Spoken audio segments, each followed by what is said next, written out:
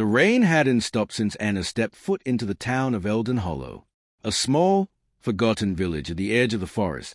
It was a kind of place that didn't appear on most maps, the kind of place people left, but no one ever returned to. She had never met her Aunt Martha, but after a sudden death, Anna was surprised to learn she was the sole heir to her aunt's sprawling, ivy-covered house, a mansion on the hill. Some said a prison, others whispered. Anna wasn't the superstitious type. She believed in logic, in facts, not folklore. The house, though weathered by time, had charm. High ceilings, wooden floors, and chandeliers that still shimmered when the dusty curtains were pulled back. But there was one thing she couldn't ignore. A room on the 3rd floor. Heavy oak door. No key. Bolted shut. And on the door, in carved letters almost faded by time, "Do not open." Chapter 2. Whispers in the Dark. Her first night was silent. Too silent. Around 3:13 a.m., Anna woke to faint scratching sounds coming from upstairs. It wasn't rats. The rhythm was too intentional, like someone running fingernails along wood. She climbed the creaky stairs and stood before the locked door. Scratch, scratch, whisper. She pressed her ear to the door. "Let me out," she promised. Anna jumped back. Her heart thudded in her chest. No one lived here. The place had been empty for over a decade. In the morning, she questioned herself. A dream, perhaps. Jet lag. But the door was colder than the others. Ice cold. She called the locksmith.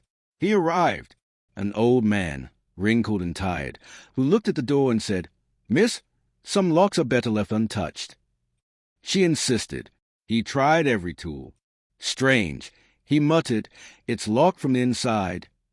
In the attic, among boxes of moth-eaten clothes and cracked porcelain dolls, Anna found a leather-bound journal. It belonged to Martha. Most entries were normal: grocery lists, recipes, town gossip, until around 1984. The voices have started. Every night, the girl knocks. I told her I can't let her out. The pact was made. She grows louder when the moon is full. My hands are trembling. I fear what happens if the door opens. Anna will come. She's the last. The circle will close then. I'll be free. The entry was dated 1 week before Martha's death. Anna dropped the diary. Why was she mentioned in it? Years before she ever knew this place. The next night, the power went out. Anna lit a candle and crept upstairs. She was drawn again to the locked door. This time, the whisper was clearer. "You are her blood. She brought you here." Suddenly, she noticed a draft coming from behind a dusty bookshelf down the hall. Pulling it aside, she found a hidden corridor, narrow and crumbling. At the end, another door. This one wasn't locked. Inside was a small room with walls lined in broken mirrors. No windows, just a rocking chair, swaying on its own, and a music box on the floor, playing a slow, haunting lullaby. She picked it up. It stopped playing. Then, from behind her, a voice. "You're not supposed to be here yet." Anna turned, heart racing, but the room was empty. She looked in the mirror and saw a girl standing behind her. Pale, hollow eyes, blooded nightgown. But when she spun around, no one was there. The rocking chair was still moving. Anna couldn't take it anymore. She searched the basement for tools, for anything. Buried under old trunks, she found a small wooden box.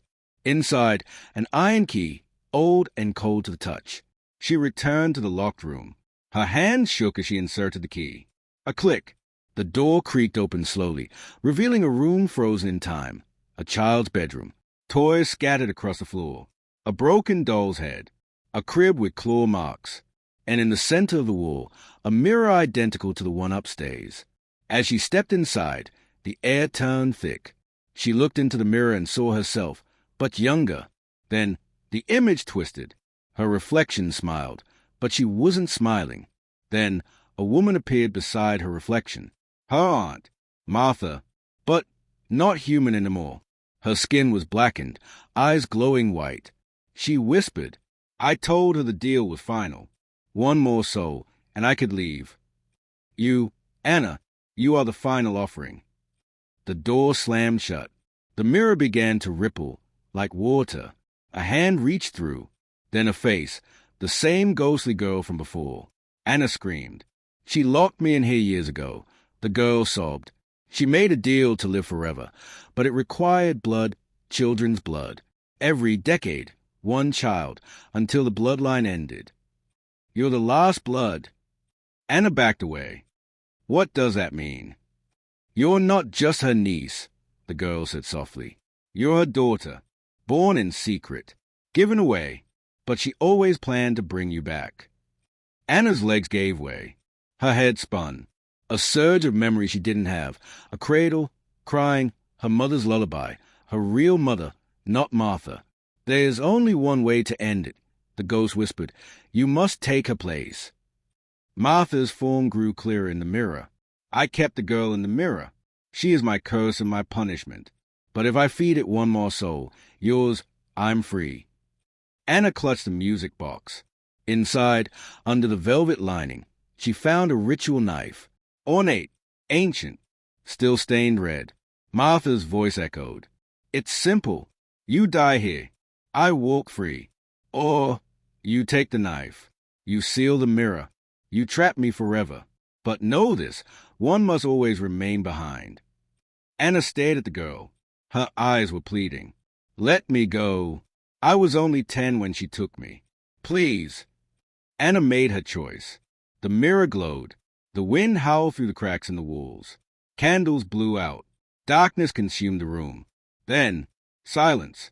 Morning light poured into the hallway. The door was ajar. The neighbors saw her that afternoon.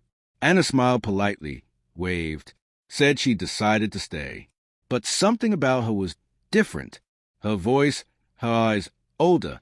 She told them the room had been empty, just dust and old furniture. But no one noticed a change in the mirrors. If you stood quietly, you could see it. Behind the glass, Anna, banging, screaming, trapped inside, and outside the mirror, Martha, wearing her face. Epilogue, the next name. A month later, the house was sold. Anna, or whoever wore her skin, left town. But the mirror remained in the room, waiting, watching, and carved into the wood beneath it, fresh and deep. One always stays.